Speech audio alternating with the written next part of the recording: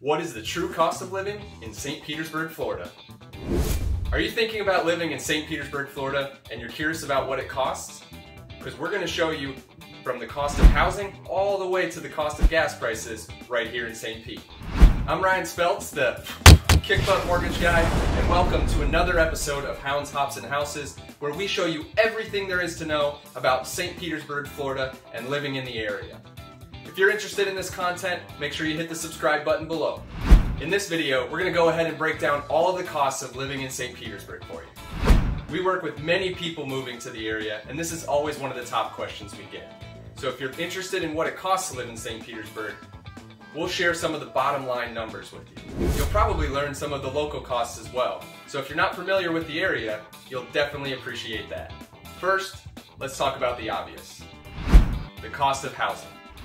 Now there are a few questions that come into play when you're referring to the cost of housing. What kind of house do you need? A home or a condo? Also, how big is your family? And one more, do you want to live in downtown or do you want to live a little bit more rural? All of these things can come into play, and we're going to break them down for you right here. So the price of housing in St. Pete varies wildly. So if you have any more questions that are specific to your situation, I'm always available to help answer those. But we're going to give you some general information right now. The average home price in St. Pete is right around $275,000. Now that number can be very skewed because there's a few neighborhoods that really bring up the price point in the area. The neighborhoods that can really skew these numbers are the waterfront areas like Snell Isle and Venetian Isle, our historic neighborhoods like Old Northeast, Historic Kenwood, and Old Southeast, and then especially downtown, where prices of condos can reach into the millions depending on the view. If you're looking for a lower average price, the areas around those high-priced areas I just mentioned can be a great option. Those neighborhoods include North Kenwood, Lealman, Diston Heights, and even Jungle Terrace on the West Coast. These neighborhoods have on average around a $200,000 to $225,000 average price, and they're still just miles from the beaches, from downtown, and from the pier. Always a great option to live near the high-priced neighborhoods, but not necessarily in them. Now, if you're looking to rent in the area, prices per month can range from $700 on the very low end up to $2,000 and above on the higher end. About 50% of those rentals fall into that $1,000 to $1,500 range. Again, just like the cost of ownership, the neighborhoods are going to vary wildly. And especially in St. Pete, in the downtown area, it's very difficult to find anything for a family under $2,000 a month. So now let's move on to property taxes. Property taxes, on average, are very affordable. Generally, you're going to find right around that 1% of property value range. Sometimes they can be higher, but it really depends on how long the house has been homesteaded for. Some of the houses in St. Pete right now, because they've been homesteaded for 60 years, are only paying around $200 a year in property taxes. Now, obviously, if you were to move into one of these homes, that would adjust higher based off of what you paid for the property. But the homestead situation in Florida is great. Putting a homestead on a property only allows your property taxes to be adjusted at a max of 3% up per year, and you can move this from house to house. So if you buy one house in St. Pete that you've had homesteaded for 5 years, you can take that 5-year benefit and move it to your new house. This can make living in Florida very affordable, especially in St. Petersburg. So I hope that gives you some insight into some of the housing costs of living in St. Petersburg. Now let's take a look at some of the other costs that come up when you're living in St. Petersburg, Florida. Many of you probably already know this about Florida, but the income tax is a big, whopping 0%. That's right, we don't pay any income tax for the state of Florida.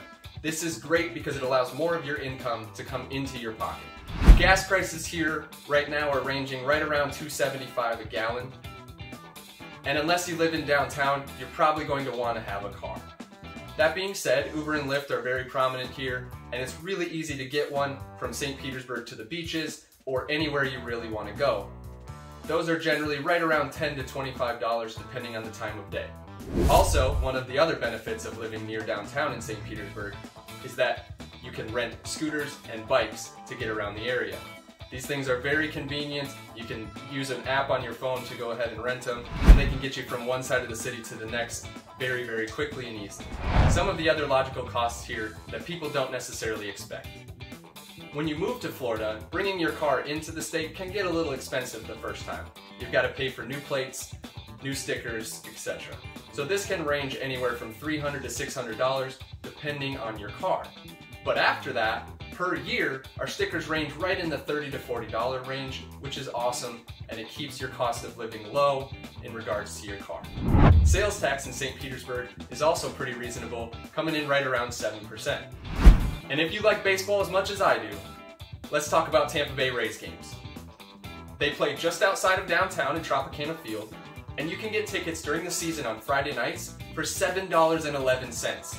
It's an awesome deal to get you into the stadium and enjoying some live baseball. Well, I hope this video gave you some insight into some of the costs of living in St. Petersburg, Florida. We help people with their financing when they move around or relocate to the area, and we'd love to help you with the same. If you have any questions, don't be afraid to reach out. My information is below or above this video, and we'd be happy to answer any questions that you have. It's never too early to begin getting your financing in line. Buying a home is exciting, but it's also an investment. Part of that investment is getting a kick-butt mortgage in terms to maximize your return. Part of getting a kick-butt mortgage is knowing how the process works. If you like the information in this video, make sure you stop by and pick up a free copy of my book, The Kick-Butt Mortgage Guide. It will give you the A to Z of obtaining a mortgage and deciding which one is right for you. Regardless of what kind of property you're purchasing, knowing your numbers is the most important part. Feel free to reach out to me with any mortgage-related questions. I'd be happy to help you. I'm Ryan Speltz, the Kick-Butt Mortgage Guy, and this has been another episode of Hounds, Hops, and Houses.